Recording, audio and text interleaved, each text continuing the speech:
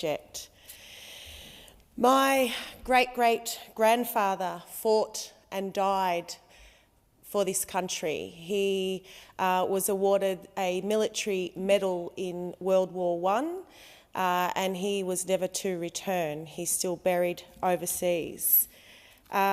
He not only was oppressed in his own country, he then went to fight for the same country that oppressed him and sent him and our family onto a mission reserve where we couldn't speak our language, we weren't free to roam, we weren't allowed to work, and the list goes on.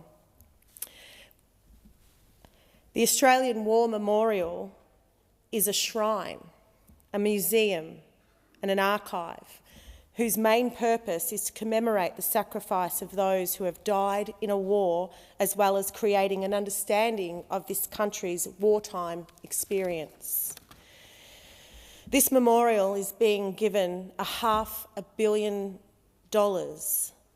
for refurbishment, and this report recommends that it go ahead. I note that this proposal has been slammed as wasteful by others, particularly as it would involve the demolition of Anzac Hall. I will let others speak to what the proposal to redevelop the memorial includes, but I'm here to talk about what it doesn't include. It does not include anything of significance about the frontier wars. The Medical Association for the Prevention of War made a submission to this committee's inquiry where they said, and I quote, "A proposed huge redevelopment of the Australian War Memorial, which continues to pay marginal attention to the frontier wars, the conflicts that have had a profound and lasting impact on the descendants of this land, of this land's original inhabitants, simply magnifies a deep stain of colonial dispossession on our national story," end quote. The frontier wars refers to the conflicts between our people and the colonial settlers during the British invasion of this continent, beginning not long after the landing of the First Fleet in 1788, with the latest clashes happening as late as 1934. It is estimated that at least 40,000 Aboriginal and Torres Strait Islander men, women, boys, girls and babies were killed.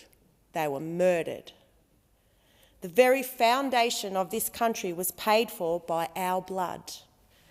Thousands of school children visit the War Memorial every year.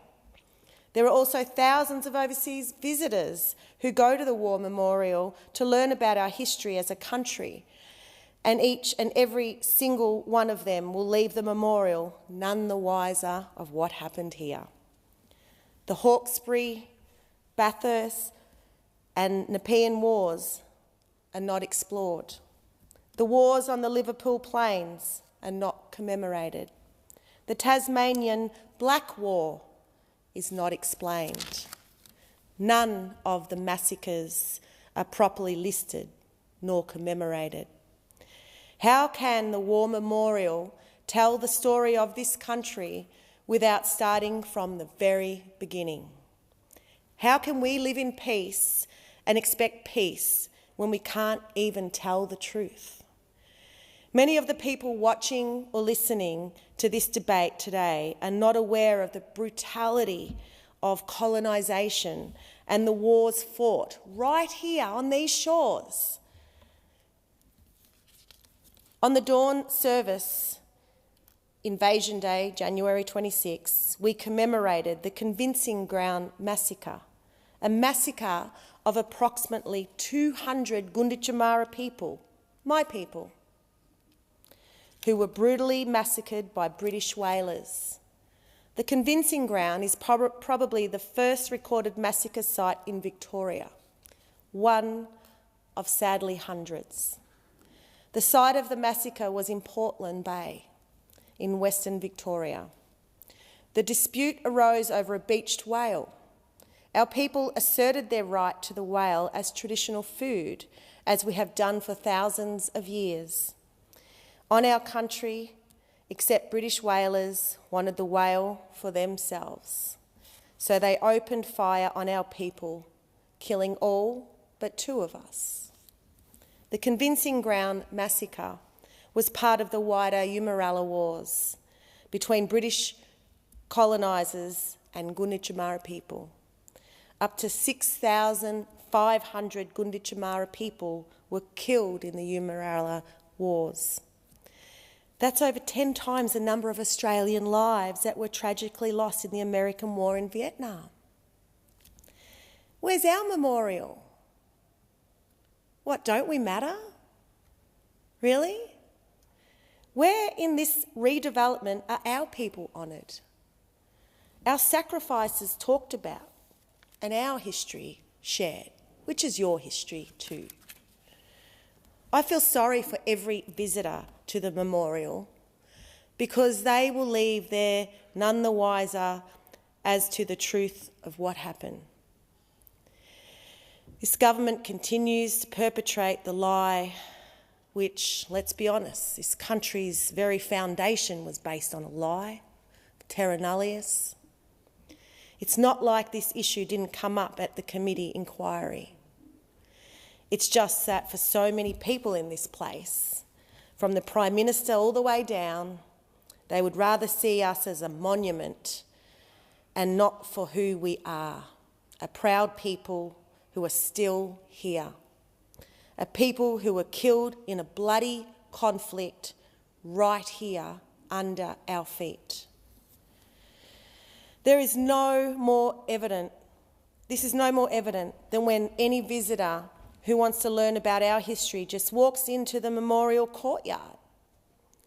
In that beautiful courtyard, there they will see 26 sandstone gargoyles, a kookaburra, a wombat, an emu, a frog, a carpet snake, and a gargoyle of an Aboriginal man and an Aboriginal woman. Really? The War Memorial of this place is happy to have gargoyles for our people in the memorial courtyard with dirty rainwater pouring out of our mouth. But they will not commemorate and tell the truth about the frontier wars in the galleries inside. These gargoyles were part of the original building in 1941, and they're still there. Despite spending $500 million on redeveloping the memorial, the gargoyles will stay. I can't believe I'm saying this. Don't you get it? Don't you understand? We are the world's oldest living culture. The world's oldest living culture. We're not just from this country, but we are of this country. The way the memorial treats us is indicative of how you view us. The Aboriginal gargoyles are products of the frontier wars. They are the only representation visitors will see of the wars that happened here and of a violent history of colonisation, of stolen lands, lives and children and identities. The War Memorial is happy to have us silent, set in stone, in our place, but will not recognise how many of us died here, at the end of a British gun or bayonet. A Senate committee in 2015 heard that the gargoyles would be refurbished. They would be refurbished and that the project would cost $1.6 million. Those gargoyles are still there. The government spent $1.6 million redoing them.